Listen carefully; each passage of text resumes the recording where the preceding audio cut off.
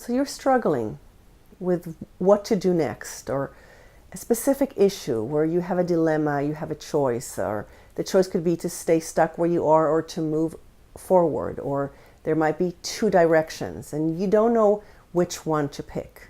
And this can be a crossroad for a life-changing choice, or it could be something small and daily that's happening today that's going to make a difference for tomorrow or for the coming week. And so rather than continuing this struggle between what your head tells you, what your heart tells you, what other people tell you, what you tell yourself, the right thing to do, the wrong thing to do, the pros and cons, just let that go for a moment. And just stay with the issue.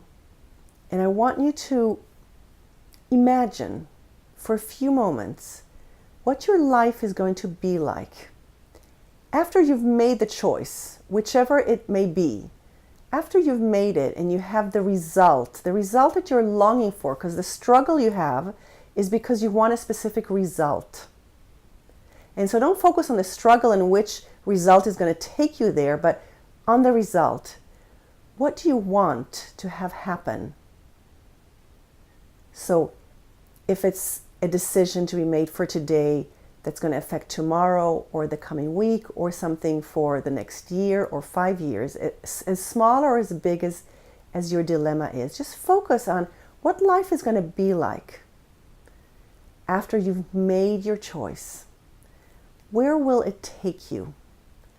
What will it feel like? What will your life look like? And again, what will your life look like is a big question. But even if it's just for a decision that you're doing today for tomorrow, it's still, what will tomorrow look like? How will you feel inside, having made the so-called right choice? Will you be fulfilled? Will you be joyous? Just pick an emotion, describe the scene, if you can actually see the scene, or how you'll be feeling. And make sure not to focus on what will resolve the dilemma, because then you're back in this or that. So really just focus on after you've made the decision and you are in this ideal situation and state of mind and being that you want to be in. Describe that. If it helps, write it down and then read it to yourself and just let it infuse you and feel yourself in that moment afterwards. The more you vividly describe it to yourself verbally or by writing it down, the more you will experience it and actually be in that state of mind and being for just a few moments. Just allow yourself to expand and be in that state of mind. Doing this as you open up allows you to enter the first key to spiritual material balance, and that's the key of expansive presence. Suddenly, right, when you imagine that you pick the right thing and you have the desired result that you want, suddenly you feel relaxed, you feel joyful, you feel like, life is good. And that's the first key to enter this expansive state of awareness. It's really the key to sacred awareness, your sacredness and the sacredness of life. And when you make the right choices, and I'm right for you, then you are in this more sacred, fulfilled place. And then you have the choice to move to the second key, which is attentive listening. And so after you've expanded your consciousness, imagined the desired result that you want to achieve, just kind of let go and just listen attentively to see if the universe wants to give you an answer, has a direction for you.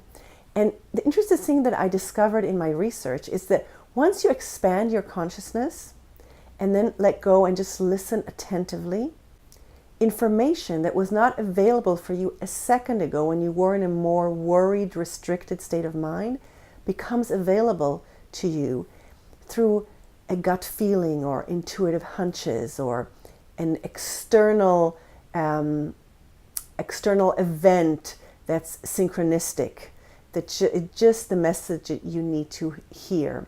And so the key is really first to be in this expansive state by imagining the desired result, and then allowing yourself to just be open to the universe communicating with you and guiding you. The minute you hear an answer or sense an answer or have a gut feeling like this is the answer, and then you start to reason again, you're constricting your consciousness, because fear constricts our consciousness. And if that happens, just go back to imagining the desired result, the desired situation, and just allow yourself again to relax and just listen to what the universe is telling you. Is there any clear answer that's coming through?